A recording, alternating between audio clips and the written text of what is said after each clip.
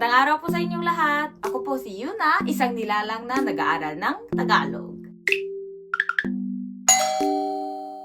Ngayon, ang ating topic po or paksa ay colors or kulay.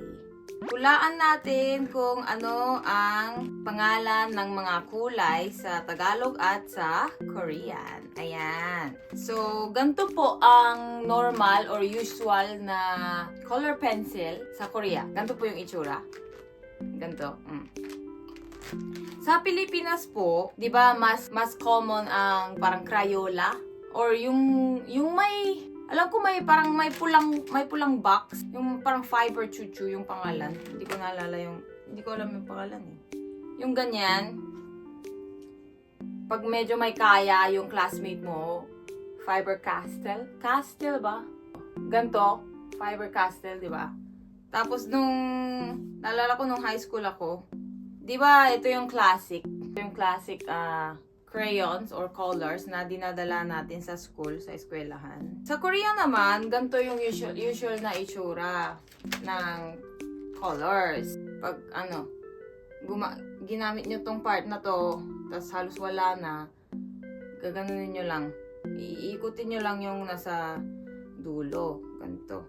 Although, itong design na to, hindi siya classic. Yung nung bata ako, lagi namin ginagamit na medyo classic. May chick.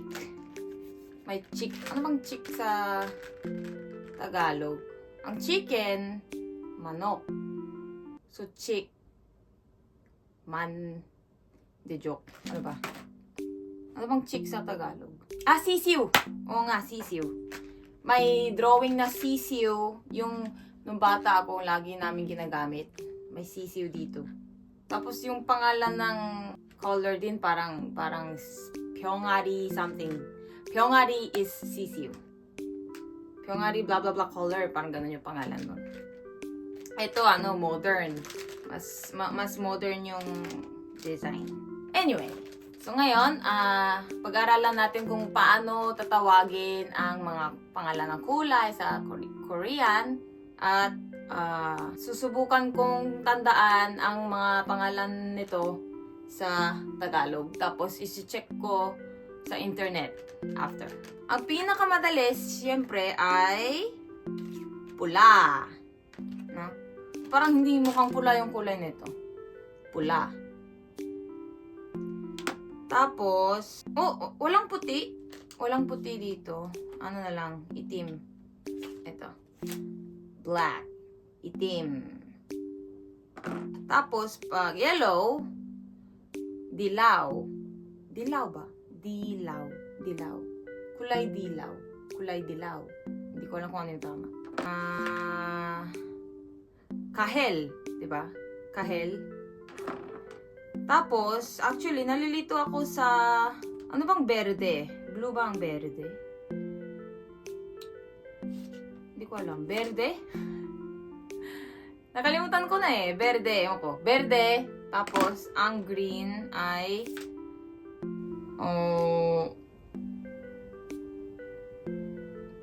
bughaw? Bughaw ba? Ay, parang ano bang green? Berde. Ano bang berde? Yun ba yung green? Berde, bughaw. Hindi ko alam. Green. Okay. Check ko later. Check ko mamaya. Pink. Rosas. Ang alam ko rosas. Tapos, light blue and light green. May tawag ba dito sa Tagalog? Light blue, light green? Hindi ko alam. Purple. Violet. Violet. Hindi ko alam. Ito naman, actually beige siya. Beige.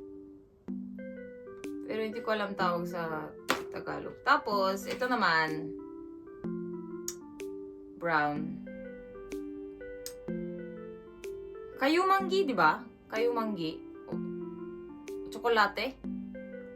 Alam ko pwedeng tsokolate. Pwedeng tsokolate eh. Sabi ng teacher ko noon, tsokolate or kayumanggi.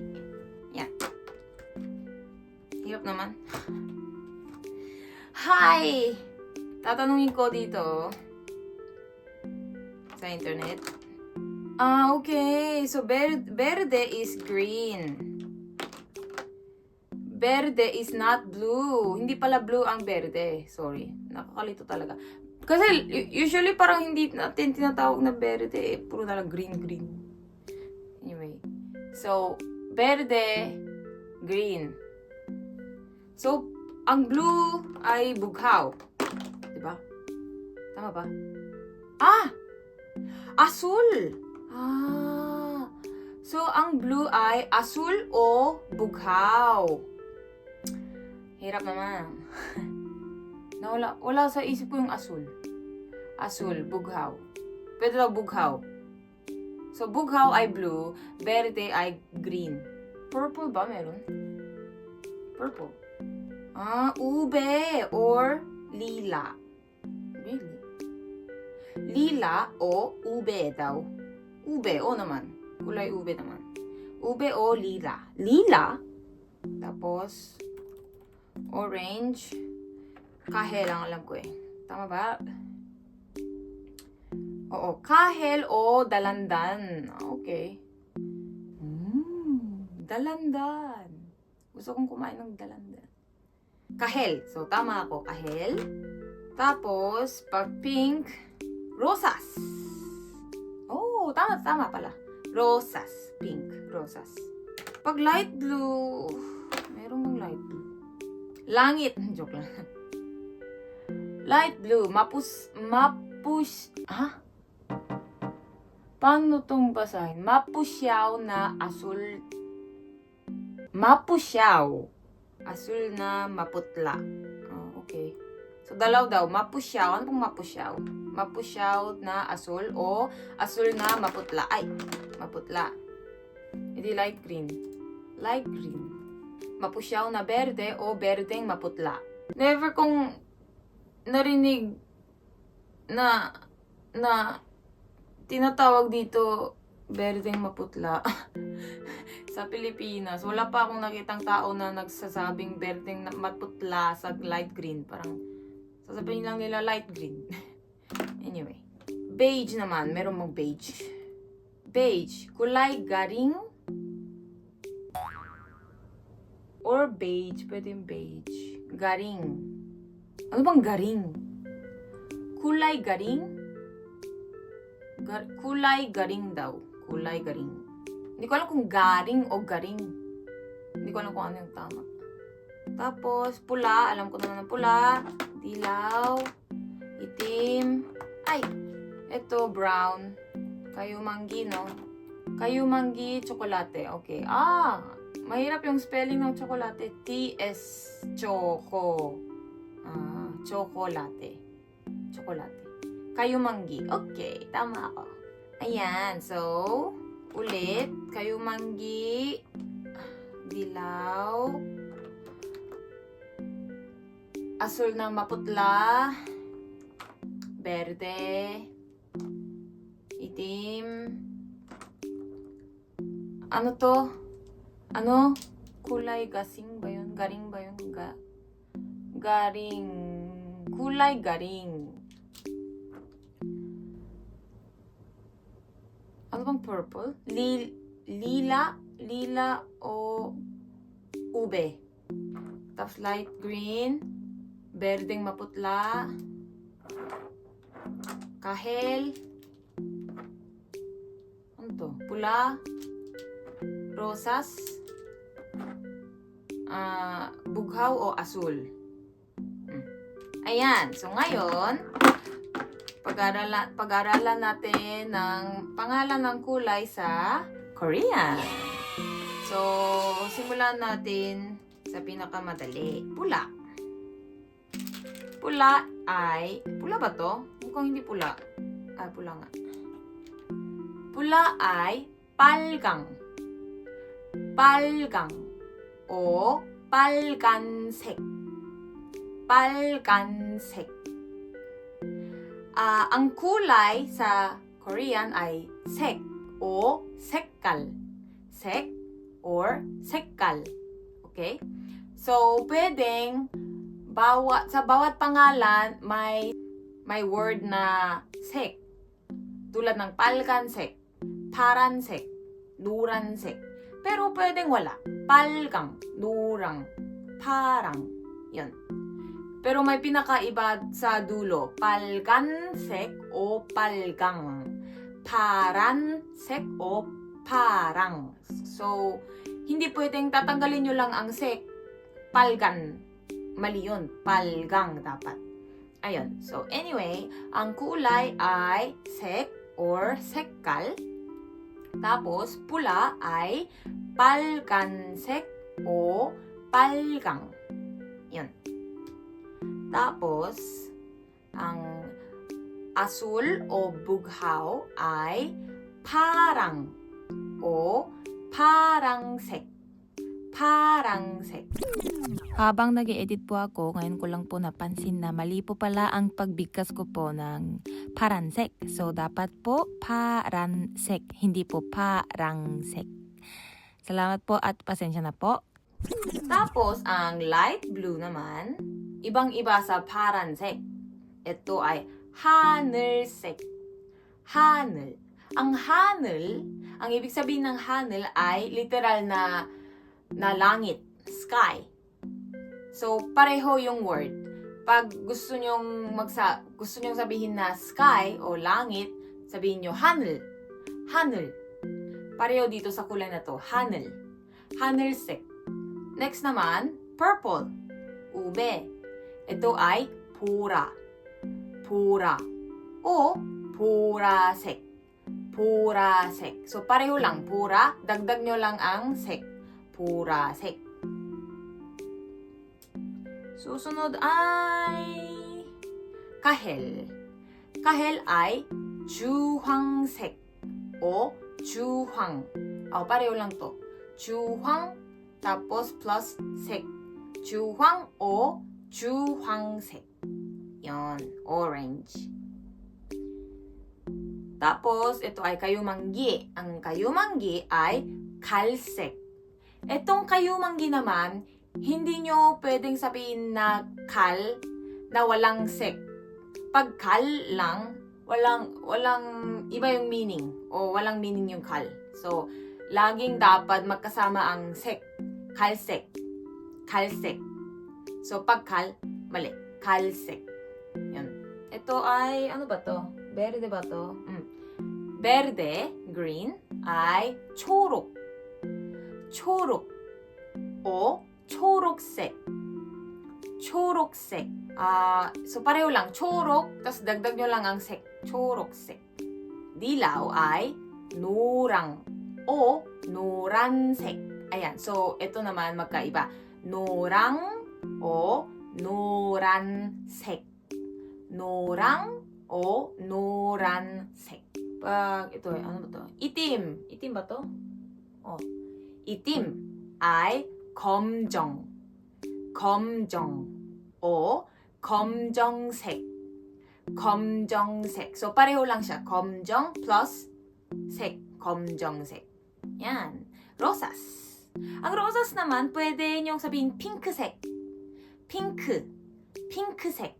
Pero pag mas original na Korean, 분홍색 o 분홍. 분홍. Pero hindi nyo kailangang i-pronounce na sobrang exact. 분홍, ganun. Parang pwedeng 분홍. 분홍, ganun. Pag mabilis. 분홍. 분홍색. Ito naman, light green. Pag green, 초록. Pero pag light green, 연두. So, iba talaga yung word. Hindi yung parang tulad ng green plus light green. Di ba madali? Pero ito, sa Korean naman, iba yung pangalan niya. So, pag green, 초록. Pag light green, 연두. 연두. Pwedeng 연두색. So, pareho lang. 연두 plus 색. 연두색. Ayun, susunod ay beige. Ang beige daw ay kulay, ano ulit? Garing, di ba? Hindi ko alam kung garing o garing. Pero anyway, Sa Korean naman, pwedeng salsek. Sal meaning balat, yung skin. So, since ang beige ay medyo pareho sa kulay ng balat, salsek or pwedeng salgusek. Ayun yung nakalagay dito, salgu. Salgu ang alam ko ay isang prutas. Parang mukha siyang peach. Tama ba? Ang salgu daw ay apricot. Hindi ko alam kung nakakain ba ako ng apricot before. Anyway, so, salsek o salgusek or salgu. Pero usually naman, may sek sa word na yun. Kasi pag hindi nyo maglagay ng sek, tapos salgu lang sasabihin nyo, parang tinutukoy nyo yung prutas, hindi kulay. So, maglagay kayo ng sek. Salgu, sek. Yan. Ayun. So, naituro ko na lahat ng pangalan ng kulay sa Korean, di ba? So, ngayon, magbibigay ako sa inyo ng quiz. Pag pumili ako ng isang kulay, tapos pakita ko sa inyo, huhulaan nyo kung ano ang pangalan ng kulay na ito sa Korean. Tapos, pagkatapos ng 3 segundo, sasabihin ko ang tamang sagot.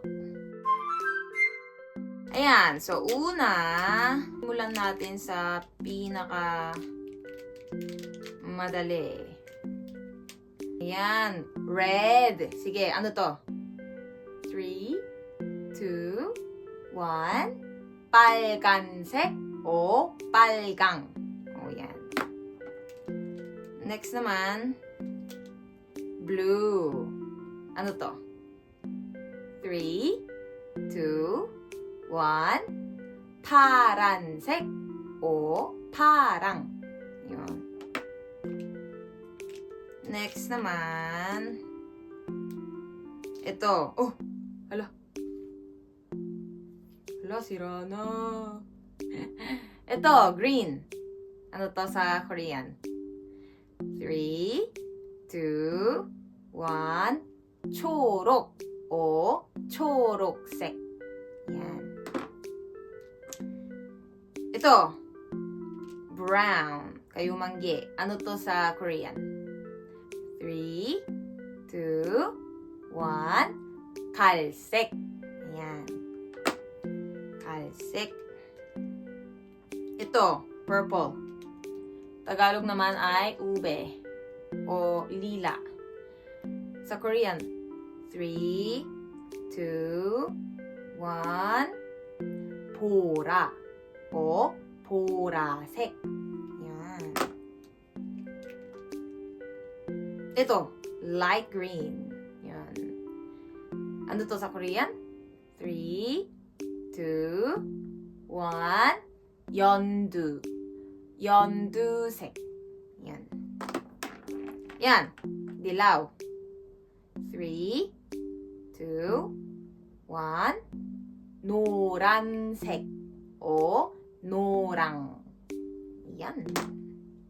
Itim. Let's go. 3, 2, 1. 검정색 o 검정. Yan. Ang susunod ay kahel. 3, 2, 1. 주황색 o 주황. Yan. Next. Rosas. Okay. 3, 2, 1. 분홍색 o 분홍. Yan. Dalawa na lang. O, ito muna. Ano to? Sa Tagalog, kulay garing. Garing? Garing-garing? Yan. Garing. So, ano to sa Korean? 3, 2, 1. 살색 o 살구색. Yan. O, last na. Light blue. Light blue. Light blue ay 3, 2, 1. 하늘. 하늘색. Ayun. So, ilan ba to? 12. Ano bang 12 sa Tagalog? 12. 12? Nalilito na naman ako. 11, 10,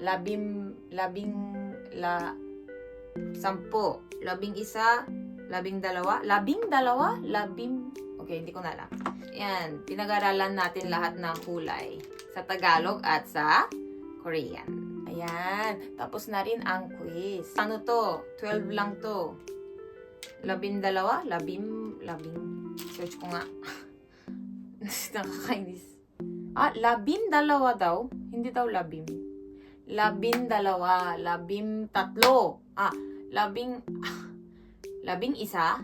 11, 11, 12, 13. Parang ganun siguro, no? Yan. So, 12 lang itong mga kulay na to. Pero, tulad ng puti, wala dito. May mga wala ditong kulay, no? Meron pa ba? Puti. Ano pa? Silver and gold. Kulay ginto. O nga pala, ginto pala ang gold. Kulay ginto. Okay. So, pag meron pa kayong mga alam na ibang pangalan ng mga ibang kulay, pwedeng pakishare nyo na lang sa comments para pag-aaralan ko rin. Tapos baka pwede kong i-reply para ituro ko sa inyo kung ano yung Korean ng kulay na yan. Yun. Masaya ako, nakabili ako ng color pencils para lang sa video na to. Siguro ngayon bago ako matulog, magko-color muna ako. Meron akong bumiling coloring book sa Japan. Kasi mahilig ako sa Sanrio character. 'Di ba alam niyo yung mga Sanrio characters? Sila Hello Kitty, My Melody.